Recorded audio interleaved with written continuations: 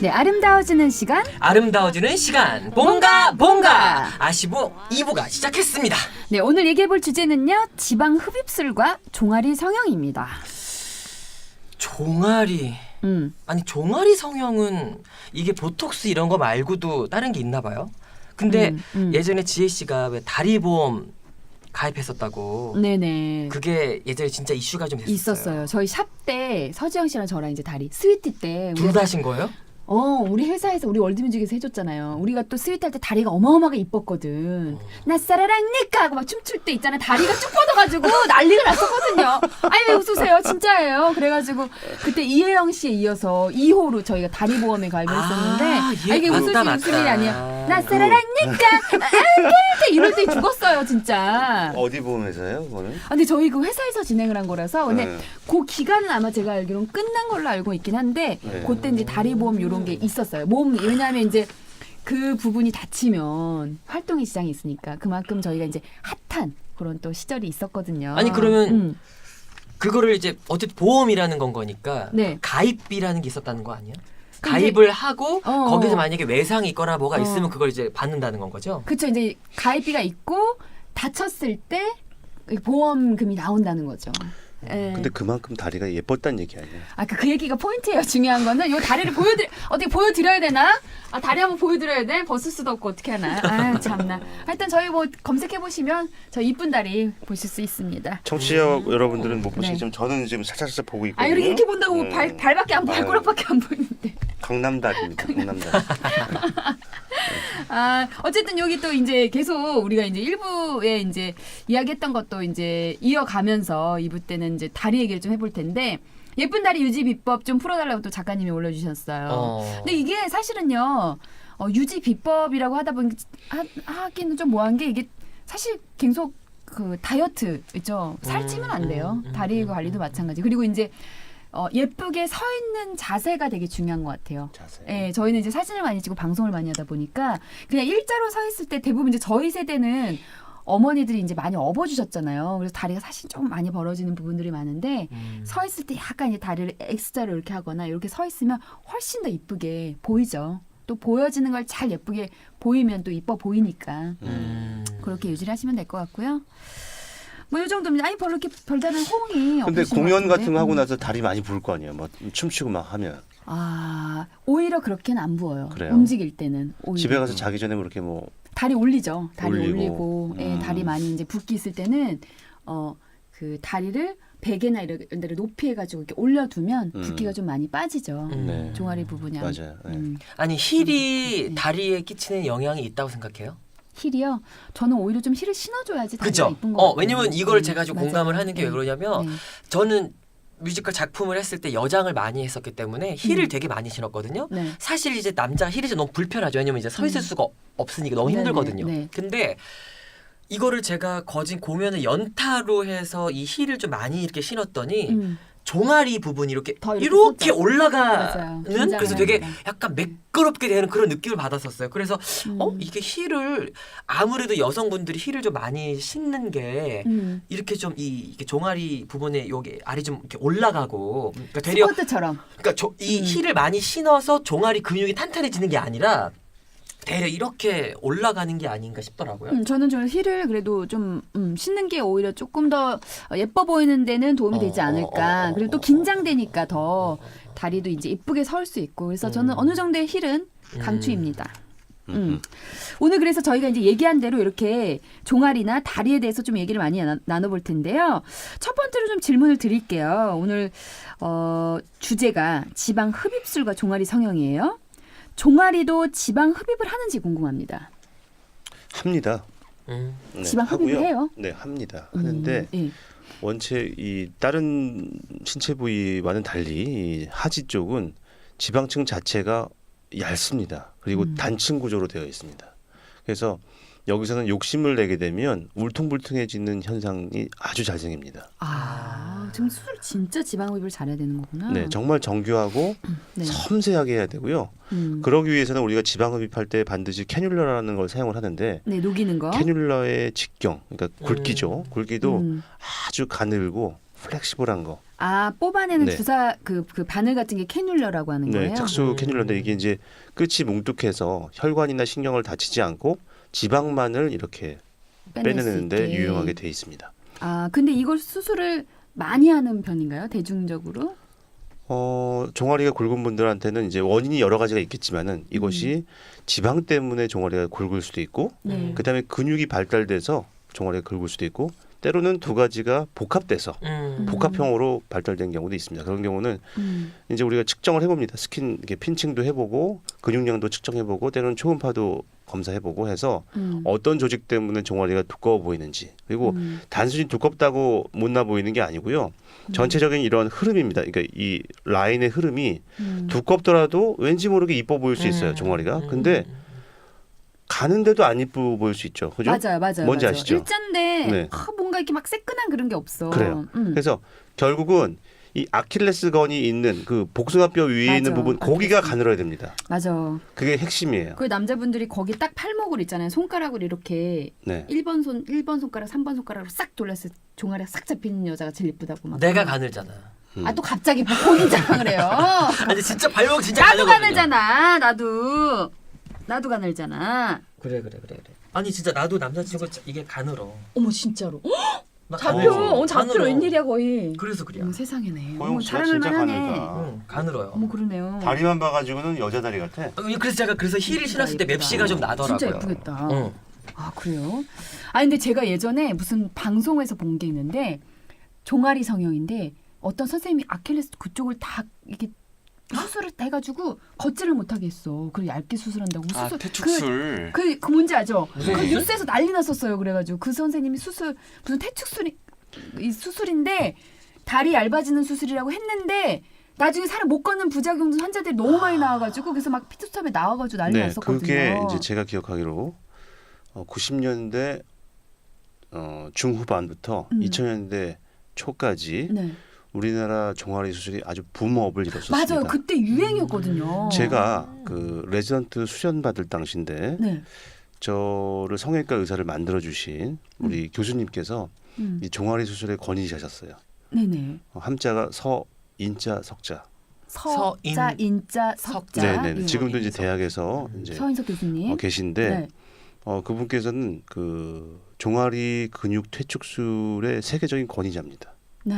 네, 그래서 제가 그분께 배웠고 그때 당시에 이제 한참 이 교수님께서 만드신 수술법이 이제 대중화되면서 그 이제 개원가에서도 이걸 따라할 거 아니에요. 네. 근데 이게 사실 되게 정교한 그런 술기를 필요로 하는데 네. 이제 누구나 하면은 뭐 될 줄 알고 이제 하셨던 것 같아요. 그래서 잘못한 예, 거구나. 잘못돼서 여기저기서 이제 문제가 돼서 그런 환자들이 병원에 넘쳐났었습니다. 그래서 그거를 다시 이제 교수님께서 신경을 다시 재건하고 봉합하고 이런 거를 세상에. 제가 많이 들어가서 어시스트하고 했었습니다. 세상에. 아니 그럼 너무 무섭다. 그 수술이 원래는 그러니까 있는 수술이고 잘하면 좋은 효과가 좋은 예, 수술인데 효과가 잘못된 효과가 게 좋을 수 있는 있는데 거죠. 예. 이 중요한 거는 음, 모든 수술이 모든 분에게 다 맞을 수는 없어요. 사람마다 그러니까 달라요. 이 그 신경 차단술을 통해서 종아리를 아름답게 하는 수술은 특정 근육이 과도하게 발달된 분한테 효과가 있는 겁니다. 그래서 우리는 이제 사람마다, 예. 전문가들은 인디케이션이라고 하는데 네네. 적응증을 아주 선택적으로 잘 잡아야지만 네네. 원하는 결과에 도달하실 수가 있어요. 야 그렇구나. 그 참. 그래서 지금도 이제 그 수술을 많이 하나요? 그러면 그거랑은 다르게 또 이제 흡입으로 예전에는 근육 자체를 파괴시키는 수술도 있었고요. 네. 그 다음에 근육으로 가는 신경을 차단해서 결국은 근육을 그 부피를 줄여주는 그런 시술이 있었고 네. 그 이후에 이제 고주파 침을 찔러서 네. 부위별로 근육을 줄여주는 시술도 게 있고. 있었어요. 최근에는 근데 이제 이런 시술들이 너무 복잡하고 어떠한 그 회복 기간을 필요로 하기 때문에 아, 네. 보톡스가 좀 더 대중화됐다고 볼 수가 있습니다. 보톡스로도 가능한가요? 네. 보톡스는 뭐 네. 근육을 줄이는 데는 효과가 있는 것이기 때문에 그리고 그렇죠. 또 얼마든지 조절할 수 있잖아요.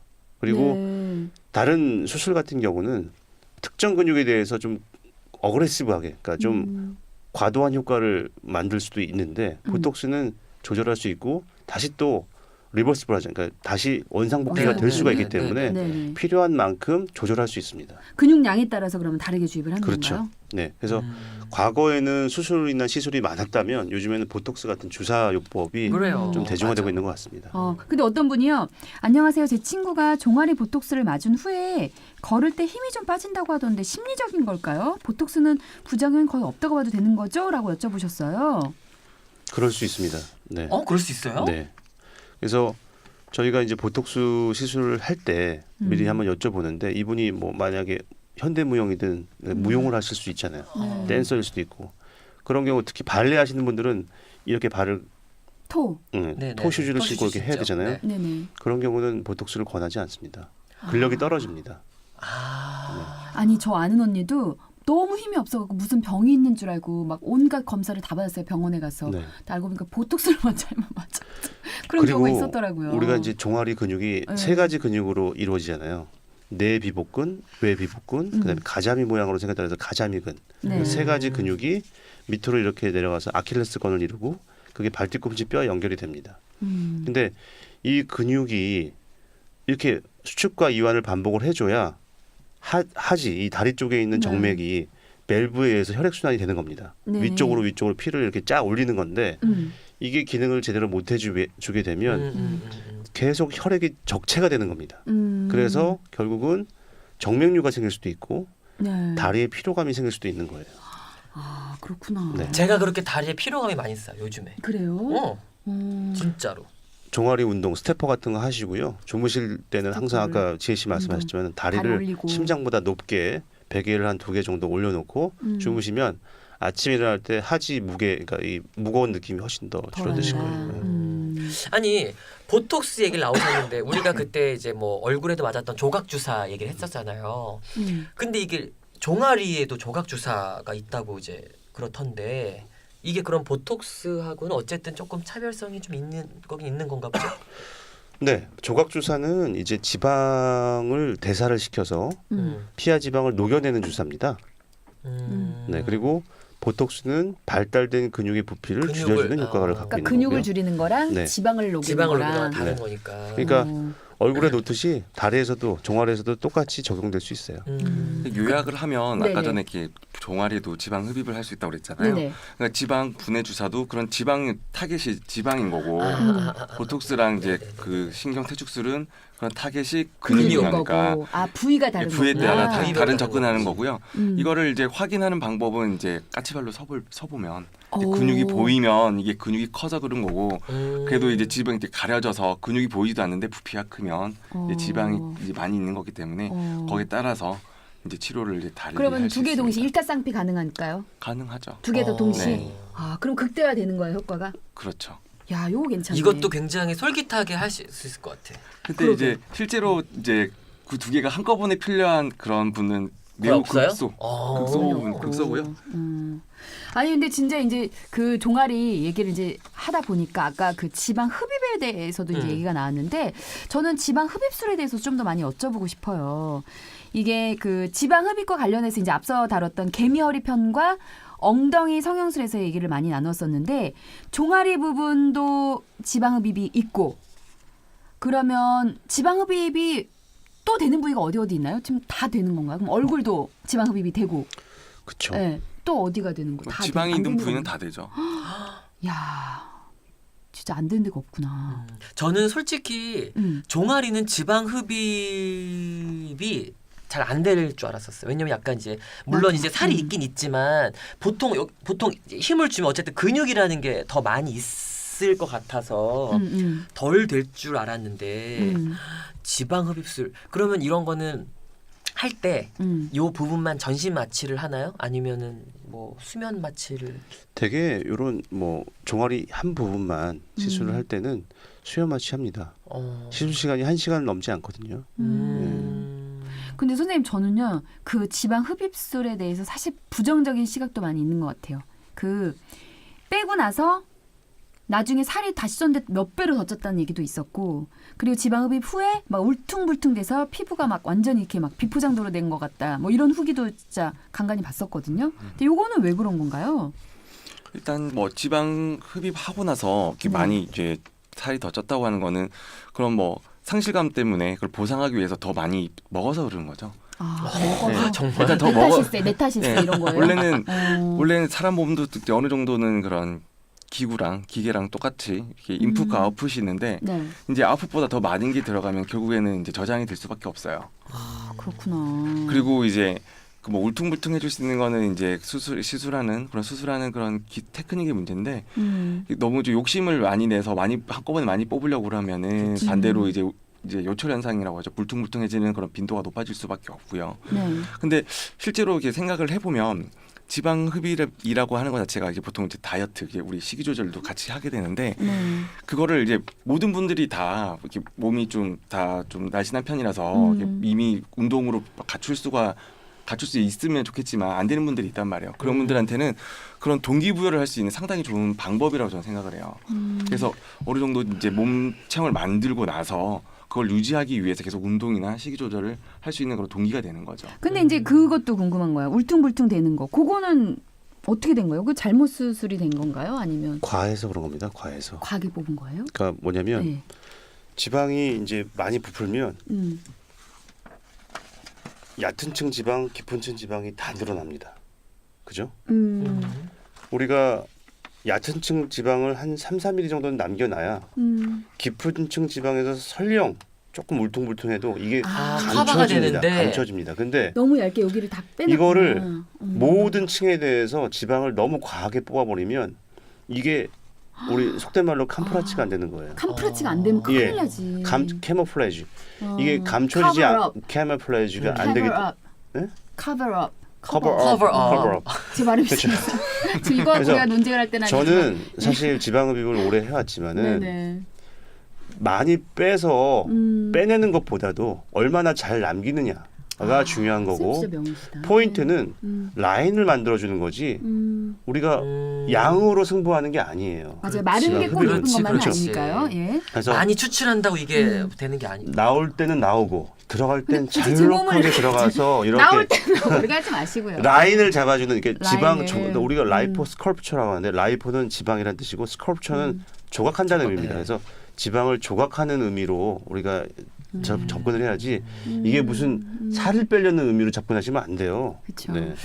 근데 중요한 말씀인 게 그렇지. 근데 어쨌든 이걸 이제 뭔가 축소가 되니까. 맞아요. 느낌적으로는 살이 빠진다고 사실은 쉽게 생각할 수 있을 것 같아요. 많이 빼고 어쨌든. 싶은 거지. 많이 빼고 싶은 거지. 그리고 이게 맞았어. 생각을 해보면 이게 너무나 좀 상식적으로 당연한 게 네. 지방이 비중이 되게 작잖아요. 그 지방이 빠진다고 해서 체중이 많이 빠지지는 않아요. 아니 그리고 맞아. 저 아는 누나도 사실 좀 다른 얘기지만 이제 그 이마에다가 지방을 넣으려고 자가지방을 뺐는데 원래 약간 좀 덩치가 있는 스타일이었어요. 그래서 우리는 쉽게 생각했을 때 지방이 굉장히 많이 나오겠다 생각했는데 생각보다 안 나와. 어머 없대라는 거야. 뭐야? 그러니까 약간 자체가 약간 통뼈고 근육이 좀 이렇게 어머, 있는 세상에. 거지. 어. 그래서 그러니까 그게 살로서 있는 게 아니라 얘기 하더라고요. 그러니까 꼭 사람마다. 그게 지방이 뭐 이렇게 막 사실 그런 거. 케이스가 좀 우울한 케이스입니다. 그렇죠. 현대의학으로는 복구될 수 없는. 그치. 그러니까 여잔데 그 떡대가 그냥 예, 원래 떡대가 골격 큰 자체가 거야. 큰 거예요. 그럼 어떻게 네. 해야 돼 그런 분들? 어쩔 수가 없어요. 다시 태어나요? 네, 아니 너무 슬프다. 그러니까 다른 매력을 찾아야지. 그렇죠. 그래 다른 공부를 더 매력. 열심히 해가지고 막 그냥 스탠포드 가는 거야. 그럼 되잖아. 공부를 너무 잘해 막. 전 세계 막뭐 UN 대사 막 이런 거 하면 되잖아. 우리 저기 경화 선생님처럼 강경화 선생님처럼. 그럼 멋있지. 넘어갑시다. 뭐 수습이 안 되나요? 아 참. 그래요. 보톡스. 근데 그리고 이럴 또 수 있을 지방 것 같아. 흡입술. 응. 사실 종아리만 지방 흡입을 하려고 왔는데 하다 보니까 네. 예를 들면 그럼 여기가 이렇게 빠지면 이 허벅지 이런 데가 너무 두꺼워 보이지 않을까 싶어서 허벅지 이런 것도 이렇게 다 빼달라고 하는 그런 욕심쟁이들도 있지 않을까요? 이제 그 성형에 대해서 굉장히 큰 환상을 갖고 있다거나 그렇지. 아니면 이 무조건 마른 게 좋을 줄 알고 이 바디 디스몰피즘이라 해가지고 이 체형에 대해서 비정상적인 어떠한 견해를 갖고 계신 분들이 계세요. 그래서 우리가 상담을 할 때는 그러한 이 환자들이 가지고 있는 견해가 이게 정상적인 건지 아니면 정상의 수준을 벗어나는 건지 그것부터 먼저 체크해 볼 필요가 있습니다. 그리고 모든 성형이나 이런 시술가들은 건강을 전제로 해야지 건강을 해치면서까지 하시면 안 될 것 같고요. 그다음에 모든 게 다 그렇겠지만 지나치면 안 됩니다. 맞아요. 그쵸. 네. 맞아요. 하다 보면은 이게 좀 예뻐지잖아? 그럼 더 예뻐지고 싶다고. 그럼 또 더 예뻐지면 한 번 더 해. 그럼 한 번 더 하면 아 조금 더 예뻐지. 이러다 보면 이제 오버가 돼가지고 원래 예쁜 얼굴까지도 이제 망치게 되는 그런 케이스가 많이 있죠. 아휴. 네, 그렇다고요. 아, 그게 저도 속상하네. 좀 생각을 해보면 네. 저 상담할 때 느끼는데 네. 그 뭐 의사가 보는 그런 관점이랑 상담 받으러 오신 분들의 관점이 다르더라고요. 너무 다르죠. 너무 그러니까 다르죠. 이게 어떻게 생각하냐면 대부분 의사들은 지금 상태에서 얼마나 개선될지 좋아질지를 생각을 하는데 보시는 분들은 자기가 가고 싶은 목표점이 있는 거예요. 거기에 얼마나 도달할 수 있는지를 보시는 것 같더라고요. 맞아. 근데 이제 아까 박 원장님 말씀하신 대로 이 그런 목표 도달치가 도달할 수 없는 거. 맞아. 내가 축구를 하는데 내가 뭐 메시나 호날두가 될 수 없잖아요. 아. 근데 그런 걸 원하는 분들은 이제 걸러야죠. 그러니까 이게 방송 매체나 이런 데서도 성형한 완전 굿 케이스를 많이 좀 보여주다 보니까 뭐 그렇지. 나도 그럼 저렇게 이뻐질 수 있을까라고 생각을 하시는데 사실은 본판에 성형을 그렇죠. 해서 진짜 예뻐질 얼굴이 있고 본판보다 성형하는데 별로 딱히 효과가 없는 얼굴들이 있고 이렇기 때문에 정말 전문가한테 직접 상담을 받지 않는 한 본인은 자가 진단을 해서 완전히 우월하게 이뻐질 거라는 그런 생각을 가지면 좀 위험해질 수 있을 것 같아요. 그러니까 지희 씨가 네. 얘기한 것처럼 네. 굿 케이스라는 것 자체가 사람들이 그냥 일반적인 생각에는 극대화한 거야. 뭔가 엄청 달라지는 거. 그렇지. 뭔가 엄청 빠지는 거. 음. 그런 것 때문에 원장님들은 그러신 딱 것 보면 같아요. 느낌이 오세요? 딱 느낌이 와요? 딱 이렇게. 딱 오죠. 진짜요? 딱 오죠. 아, 선수시네. 네. 우 원장님은 그게 이제 본능적으로 느껴집니다. 본능적으로? 이렇게 보면은 이게 아. 약간 소름이 상영 후의 끼치면서 모습이? 아니 이게 신기하다. 상담할 때 음. 소름이 끼치면서 아 이건 아닌데 이런 느낌이 진짜 아닌데 오기 뭐. 시작하면은 상담을 조금 더 예, 말씀을 나누다 보면은 그게 대부분 또 맞더라고요. 사람의 또 직감이라는 게 또 뭐 못 믿을 거는 아닌 것 같고요. 그렇구나. 하여튼 진짜로 우리 자가 진단 요거 조금 위험한 것 같아요. 그 지방에 대해서 요즘에 많이 하는 지방에 대해서 지방 흡입 방법에 대해서 좀 여쭤볼게요. 많이 하는 지방 흡입 요즘에.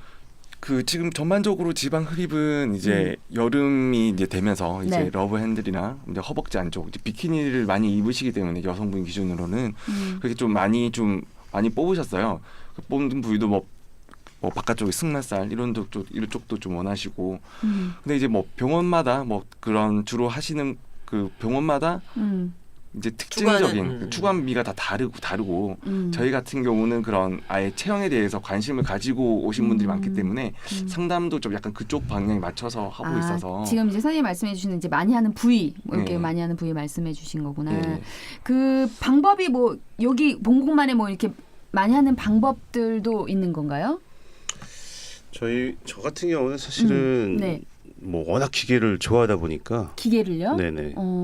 어렸을 때뭐 기계에 네 대한 기계를 관심이 좋아했어요. 많았구나. 기계를 예. 좋아했고 음. 뭐 지방흡입 관련해서는 참 기계들이 많습니다. 예. 그래서 이 이야, 지방흡입 역사가 엄청 많다. 얼마 안 됐어요. 50년밖에 안 됐어요. 50년, 60년. 네. 그 처음 개발하신 분이 돌아가셨어요 얼마 전에. 프랑스 분인데 이브 제라르드 일루즈라는 분이 제랄드 계셨는데. 일루즈.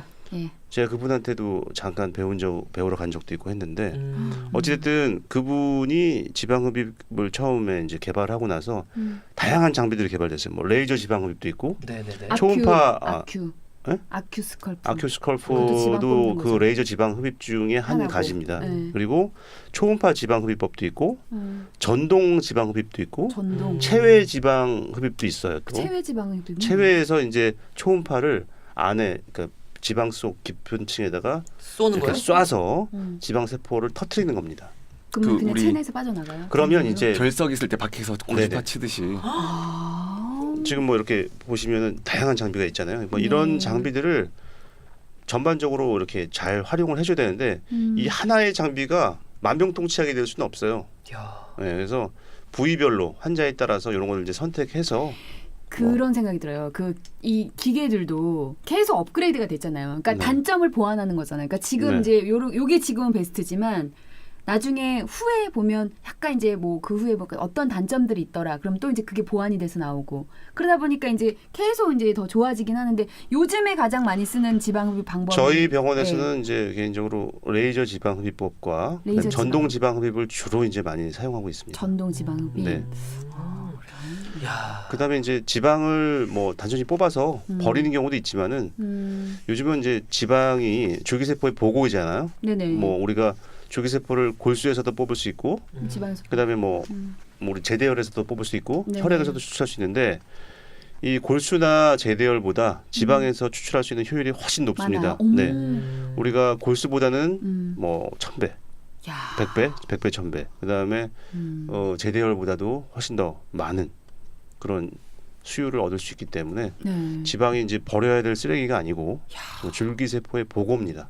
그럼 요거는 뽑고 나서 잘 보관을 해두면 언젠간 쓰니까 대부분 저희 냉동 병원에서 잘해가지고. 시술하시는 분들은 보관합니다. 뱅킹을 합니다. 뱅킹. 뱅킹을 해서 뱅킹. 피부에도 쓰고 네, 킵. 킵해 놓습니다. 킵. 좋네요. 지방 흡입을 계획하고 있는 분들한테 그래 요것만은 주의해라라는 당부의 말씀 마지막으로 하나 주시면 좋을 것 같아요. 아까 제가 잠시 언급을 드렸지만은 네네. 이 체중을 줄일 목적으로 지방 흡입을 하지는 마세요. 네, 그리고 명언이다. 이거 약간 명언 같아. 다이어트 어렵다고 해서 음. 쉬운 길을 택하면서 지방 흡입하러 오시는 분들 계신데 전 절대 뭐 살을 그러면 안 빼기 된다. 위한 수단으로 지방 흡입을 하게는 안 하십니다. 말씀 안 드립니다. 살 빼는 건 운동을 해라. 운동을 하고 하다 요 부위는 정말 해도 해도 안 된다. 안 빠지는 그런 부분이다. 부분에 대해서만 하세요. 아, 이제 이해가 갔어요. 네. 그러면 내가 이제 너무 배가 너무 나서 이제 저 뱃살 좀 빼야 되는데 저 이거 뱃살 빼려고 지방 흡입하러 왔어요. 이러면 안 됩니다. 그죠? 운동을 해서 뱃살을 다 빼고 다 뺐는데 여기 끝에 러브핸들 부분이 안 빠져. 그러면 요때 가가지고 선생님 요거 운동 다 했는데 안 빠지는데 여기 안 빠져요. 그럼 요건 해주신다는 거잖아요. 네, 그럴 수도 있고 이제 부위별로 조금 이렇게 지방 흡입을 해주는 게 어떠한 그 동기부여는 될 수 있어요. 그러니까 아 그래도 네. 운동을 같이 하면서 하겠습니다 하면 그렇죠. 해주신다는 그럼요. 거죠. 네. 요거 괜찮아요. 왜냐면 그게 사람에 따라서 나는 운동을 한다고 했지만 그 운동을 한다는 것이 그냥 졌을 때 그냥 하는 거면 사실은 이게 빠질 수 없는 건데 그냥 예를 들면 헬스장 찍고 오는 걸로 해가지고 나 운동 갔다 왔다. 나 운동했다고. 30분 러닝머신에도 운동한 걸 한 거니까. 그러니까 그 어떤 노력의 기준치를 사실 저마다 다른 거기 때문에 다 운동하고 왔는데 이게 안 돼요라고 말할 수도 있는 거니까 그거에 대해서 약간 조금 이렇게 촉진을 해주려면 네. 조금이라도 같이 하는 게, 살짝 이렇게 같이 빼주면서 하는 게 동기부여가 되는 거죠. 당근과 채찍을 쓴다는 거지 이게 지금. 네. 알겠습니다. 아 오늘 시원하게 지방 흡입과 종아리 성형술에 대해서 좀 성형술. 알아봤는데요. 좀 도움이 많이 되신 것 같아요. 호영 씨 어땠어요? 그러니까 저는 되게 놀랐던 게 지방 흡입 이러면 그냥 이렇게 저같이 잘 모르는 사람들은 마치 뭔가 이렇게 찔러가지고 쭉 뽑는 거. 진공청소기 마냥 이렇게 뭔가 뽑아서 막 이런 생각을 되게 했는데 그게 아니라 뭐 레이저 내지는 심지어는 뭐 이제 외적으로도 한다고 하니까 네. 야 이거 되게 신기하다. 그리고 그런 게 기계들이 진짜 이렇게 발전이 되니까 그런 부분에 있어서 더 많이 조금 대중화가 될 것 같기도 해서 좋은 점도 있고 어떤 부분에는 약간 우려가 되는 부분도 없지 않아 있어요. 저는 매번 하면서 느끼는 거지만 정말 한국 의술은 기가 막혀요. 네. 한국 의술 특히 성형 쪽은 우리나라가 전 세계 1등이 아닌가. 라는 생각을 합니다. 또 그러니까 선생님들도 이렇게 성형 관광 오는 이유가 있겠지. 그것도 그렇고 선생님들이 정말 되게 열심히 하셔. 우리나라 진짜 나 사랑하는 게 너무 열심히 하시니까 우리 선생님들 저 이 밤에도 함께해 주셔서 너무 감사드리고 네. 오늘 어떠셨는지 우리 우관장님 살짝 좀 말씀해 주세요. 그 오늘 내용 참 재미난 내용이 많은데 네. 이걸 이렇게 뭐 이렇게 다 개인차마다 다르니까. 되게 심한 부분이라서 네. 이런 고민이 있으신 분들은 뭐 언제든지 오시면은 이것보다 더 개인에 맞춤형 이야기를 해줄 수 있는 것 같고요. 네. 이 방송 들으시고 그리고 자기의 그런 컴플렉스나 이런 것들을 항상 이제 혼자만 이제 고민하지 마시고 네. 항상 이제 공유를 하셔서 해결할 수 있는 방법을 찾으셨으면 좋겠어요. 그렇죠. 우리 경상도 또 우관장님 따뜻하세요. 정말 원장님 따뜻하시고. 따뜻한 분입니다. 네. 네. 박 선생님 한마디 더 하실 거 있으세요? 네.